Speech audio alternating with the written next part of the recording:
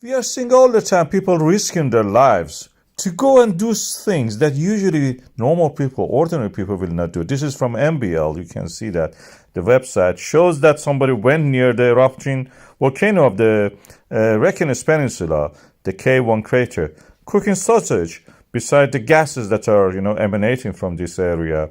We have our latest news about this from the Indonesia. A woman fell into a crater.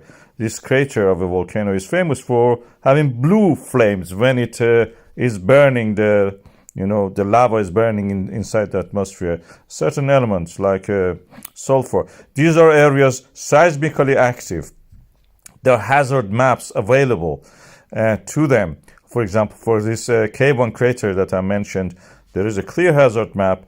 People are not allowed near it, yet despite that, they go there. Why it is such a thing happening? I think the first thing is that they don't trust the risk assessment offered to them by the authorities.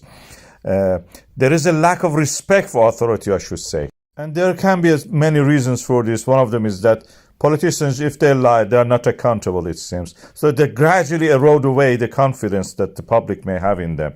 So the political system should actually find a way to restore the respect for the authorities. Those who are in public service should actually watch what they are saying.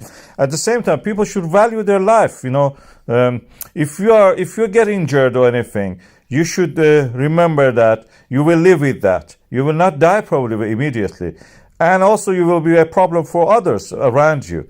This is what the people many of them actually don't realize that. At the same time, when it comes to issues of compensation and insurance, they must remember that when a risk assessment is published and that is available to people, risk assessment means that the responsibility is with you. If that risk assessment was accessible to you, you are responsible for your own decisions. And if you do that, and if you get harmed, unfortunately, people get harmed, you are responsible for that. And you have to live with that for the rest of your life if you survive.